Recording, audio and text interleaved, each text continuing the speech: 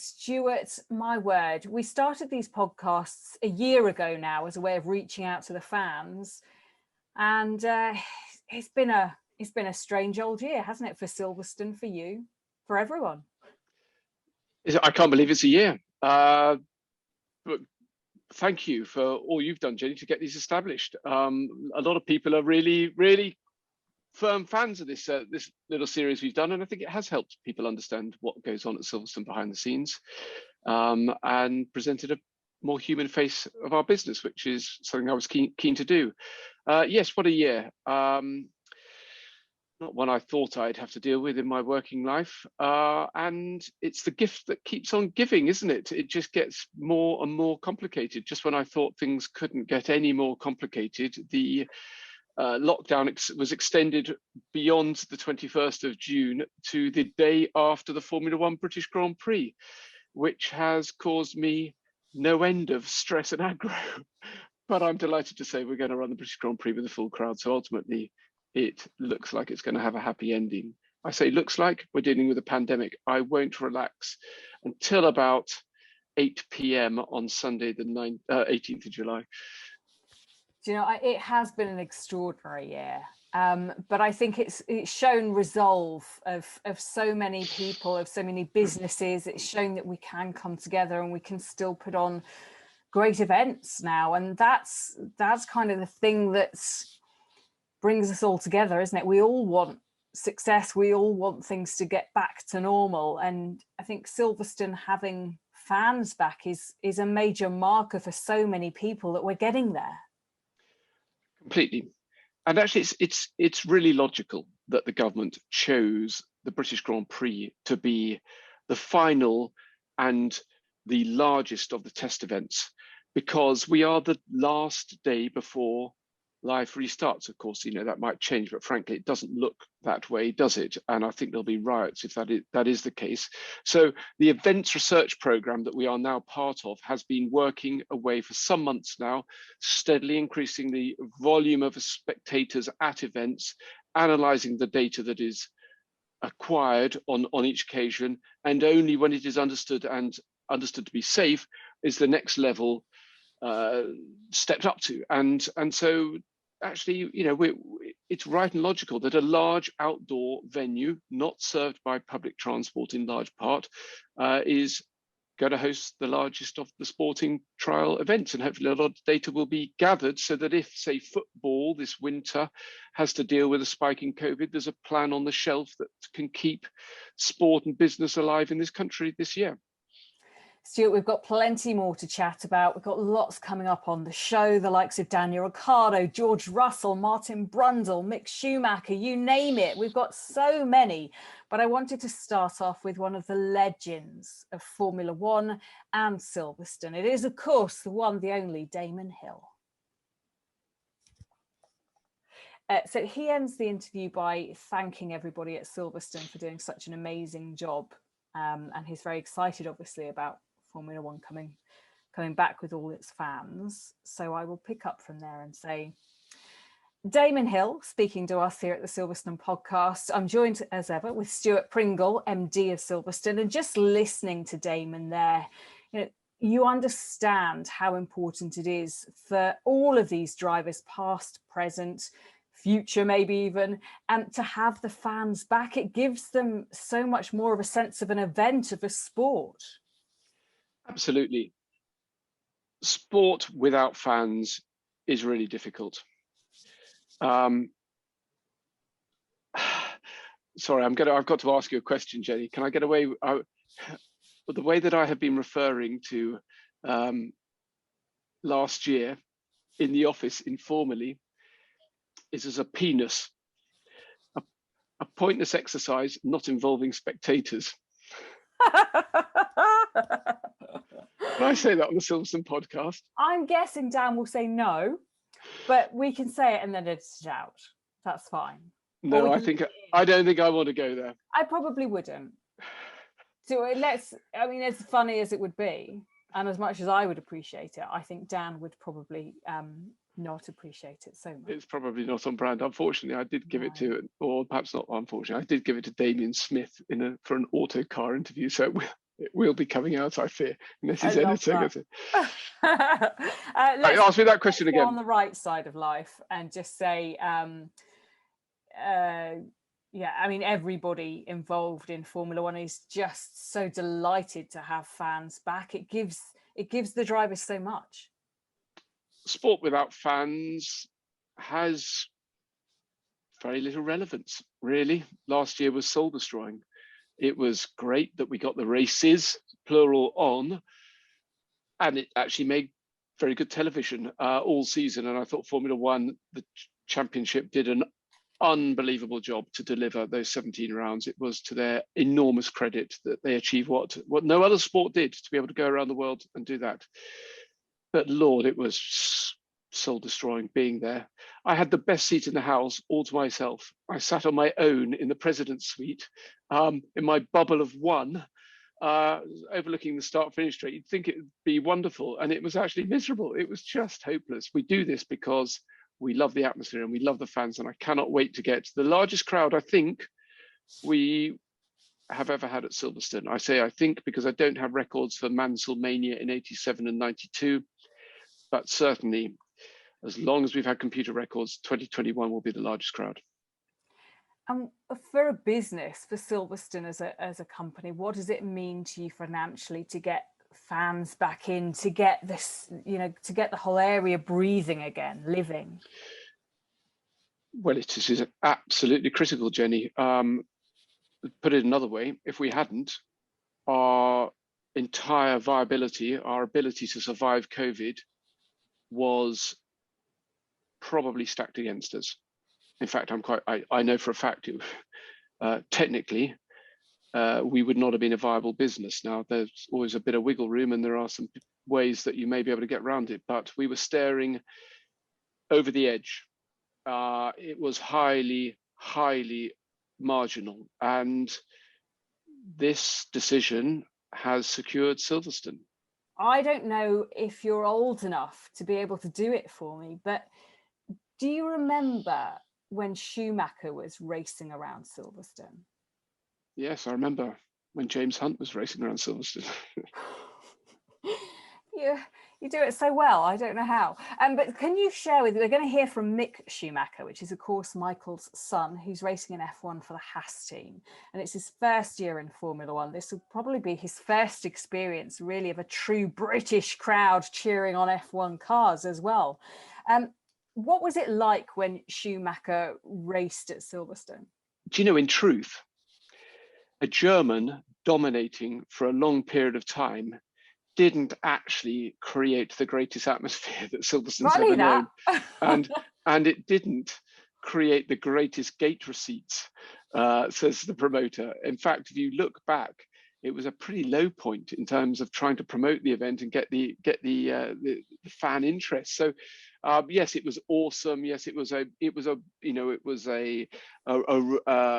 steamroller. That Ferrari machine, the Jean Todt, Ross Brawn, Michael Schumacher triumvirate that just dominated.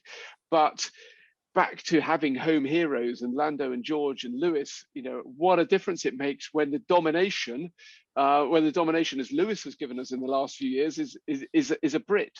So yes, I remember it. It was, we were all in awe, but it was a bit change the record. Come on, can we have somebody win other than Schumacher? The one thing I will just say about Michael Schumacher was the first time anybody saw him at Silverstone, and I can't remember which year this would have been. I'm not going to guess. But it was when he was with Benetton.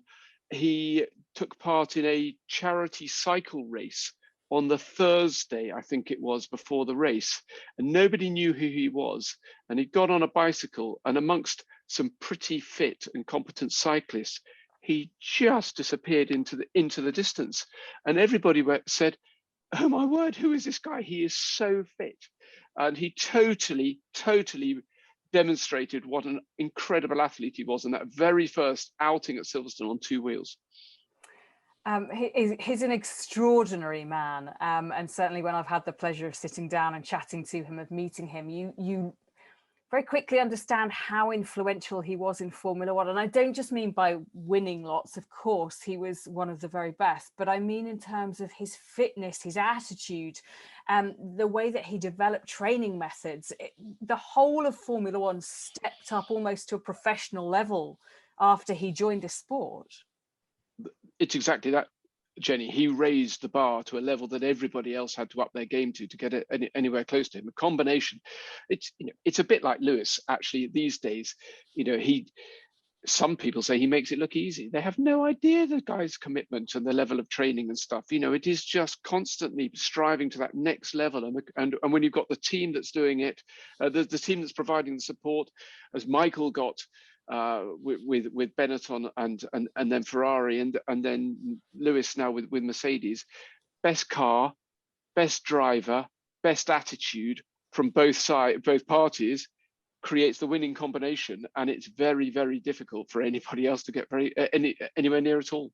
So Stuart, you spoke about the reception that Michael Schumacher got. It wasn't always the best, but I think actually people will be delighted to cheer on Mick Schumacher at the weekend as another one of the young emerging talents coming through.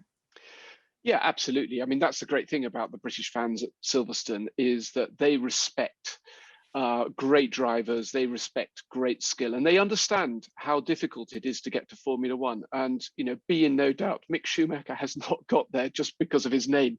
In fact, Damon has talked many times in the past about how his family name was both a help, of course, but in many ways a handicap because of the expectation and the pressure that it brought. So Mick is there 100% on credit, and he's only got a certain amount he can achieve in the Haas, and that's the reality of the situation. But he's getting the miles under his belt, he's getting the experience, and let's see what he's going to be like in the next few years once he gets into something that is perhaps more appropriate for his natural talent. We also, Stuart, have the Classic happening. So 2 of the biggest events you do almost back to back. That must be a logistical headache. Yes, 2 weeks apart is a challenge, but we have a great team that organise the Classic for us. They are a satellite organisation, but very much part of the wider Silverstone family, the team at Goose, and so they're able to focus on things, because I know full well that actually it is such a lot of work for the team at Silverstone to get the British Grand Prix on under any normal circumstances. Jenny, crikey, this year it's been incredibly difficult. We have had to plan at every stage for a full house, behind closed doors, and somewhere in between on a shifting percentage. So it's almost been three times the work with about half the people, actually, thanks to COVID. So Classic is one of the highlights of the year, and if people haven't checked it out, they really ought to come, because it's just such a wonderful array of the sport and cracking racing as well. Yeah, so Martin Brundle, who we'll hear from in just a moment, is going to be racing at the Classic. Just describe, as you say, for people who haven't been to it, haven't experienced it, what can they expect when they come to the Classic? When you arrive at the Classic, you think that it's as big as the British Grand Prix, because the whole of the infield is full of enthusiasts with their cars. So there are tons of car clubs and so much to see. And then you look at the track, and the track action is absolutely relentless. The program is far, far busier than the Grand Prix. You've got cars that we were watching not that many years ago at Silverstone Race as contemporary cars, because actually 20 years ago, it's 2021, it was I don't know how it happened either. I've no idea. so we've got cars that are classic cars that seemed like 5 minutes ago, where when we had a new millennium and we were all sort of partying,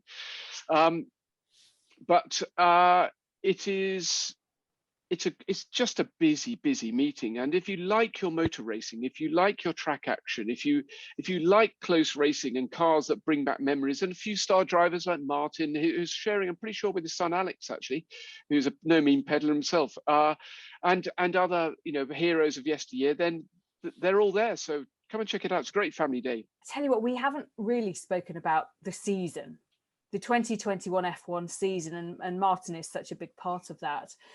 It's a cracker, isn't it, so far? Yes. Of course, I, like most Brits, I'm unashamedly biased towards Lewis. But even I will confess that having Max Verstappen lead the World Championship currently is providing a degree of excitement and thrill that I wouldn't want to be without, because it's bringing the whole thing alive. And it's great to see it shaken up. And actually, Red Bull are doing a simply stunning job.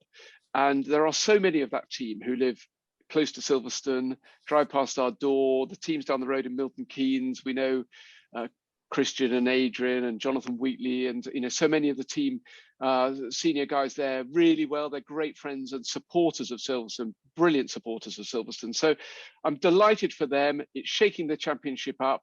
Let's see what Mercedes have got in the tank, whether they can come back. You'd never bet against Lewis at the British Grand Prix, would you? But of course, Max won the last race here. So it's very exciting. I think this year has reinvigorated a lot of people. It's given a lot of people hope when we all need a little bit of that. But also, I think the whole of the Netflix Drive to Survive movement, there are just more people interested in F1 at the moment. And to have this battle at the front is kind of just reward for them almost. Well, absolutely. Do you know, there's been a real layering up of different elements that have grown the audience for Formula One. You're absolutely right to point out about Netflix. It's done wonders for our fan base. It's opened us up to a new audience, a female audience, actually. Formula One is fundamentally quite tricky for people to understand or really get passionate about, because the heroes are hidden from view. They've got a big lid on their head and you can't see them a lot of the time. You can't get close to that. Behind the scenes, fly on the wall, personalities bringing it to life. But I have to say things like this podcast, Formula One's social media has been fantastic.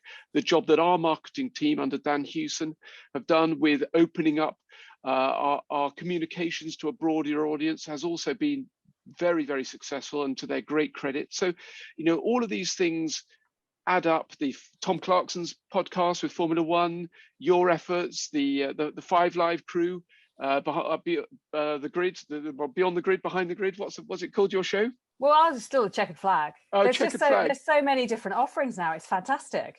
I'm sorry about checkered flag. I'm going to do that again. You're going to cut this out. Tom Clarkson's podcast, this podcast, the Silverstone Podcast, the Checkered Flag podcast, your very own one on Five Live with Jack and Jolien. There are some really great ways that people can engage with Formula One now, and it is growing the audience. And with my promoter's hat on again, that's really, really helpful. You talk about an increase of female fans to Formula One. This year will be the first time that we have W Series at Silverstone with the crowds there. How important is it for you, for us, to see females driving on the same weekend as an F1 weekend? This is a big step forward for the sport, no question. And it is to the great credit of the team at Formula One that they have made space on their support package for W Series.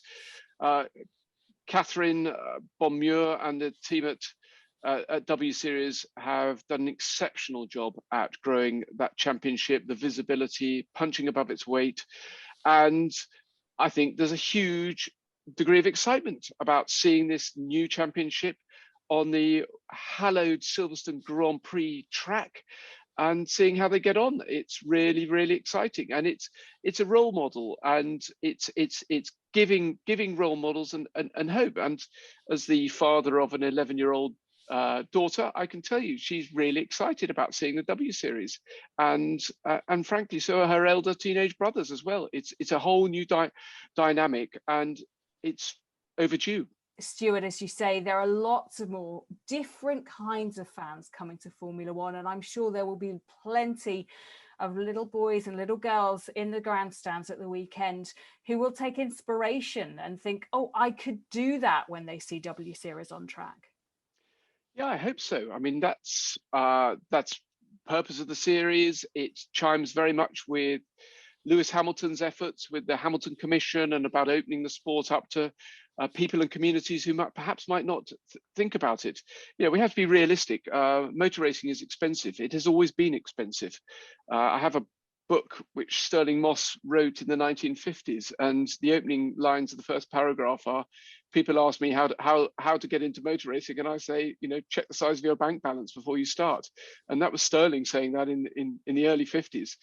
So there's nothing new about that, but that's not to say it should be impossible. And Lewis told everybody last year to dream dream your dreams, or don't accept that things are impossible, and go for it. And I hope that we can create an atmosphere where more people can get into the sport, because that's what we need. Stuart, one final question.